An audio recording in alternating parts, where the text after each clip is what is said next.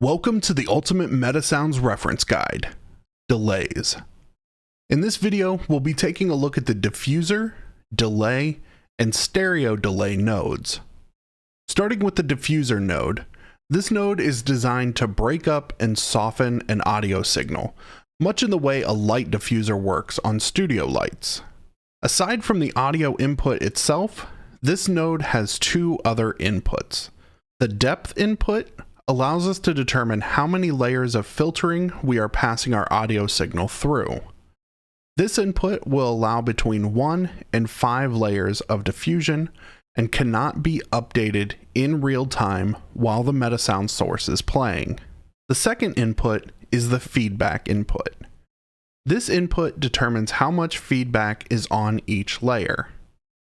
To really gain a better understanding of what is happening, I've exported 6 audio clips from a short square wave burst and imported them into a DAW. This first audio clip is a baseline with no diffusion. The second through 6th audio clips have 1 through 5 layers of diffusion applied. For this test, I've kept the feedback set to the default 0.707. If we zoom in and look at the waveform on a microscopic level, you can see that we start with a true square wave.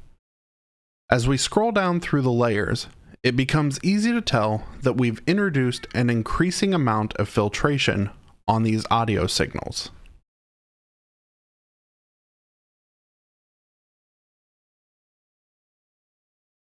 Next, let's take a look at our delay node.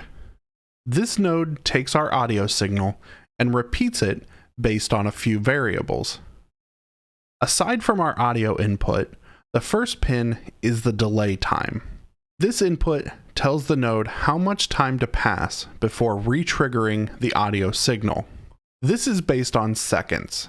For example, a value of 1 equals 1 second and 2.5 equals 2.5 seconds. The dry level input tells the node how much of the original audio signal to allow through. 0 will completely mute the original audio signal and only output the delayed signal, whereas 1 will allow the full original signal to pass through along with the delayed audio.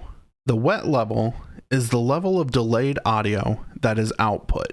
The feedback input is the amount of signal that is used from the previous repeat in the next repeat. Setting this to 0 will allow for only one repeat of the original signal because there is 0 amount of signal used for the next one.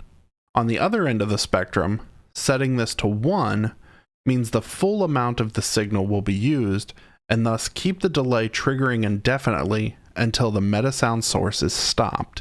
Anything between 0 and 1 will create a fade out effect.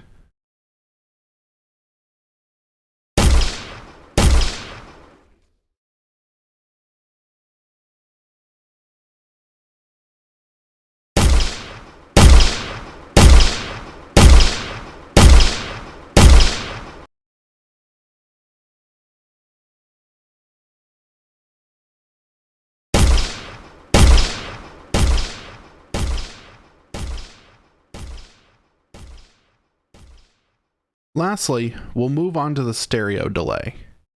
Here, we'll find that all of the pins from our mono delay are present with the addition of 2 more pins, the delay mode and delay ratio.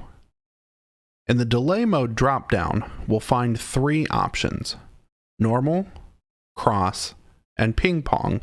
These change how the signal is processed between the left and right speakers. The delay ratio is the spread between those speakers. 0 will bring your audio to the center, and increasing this number will separate the signal further. Because each scenario will call for different settings, the best advice is to really play around with the different settings and find what works best for your specific situation. To see the full list of videos in this reference guide, click the link to the playlist in the description below.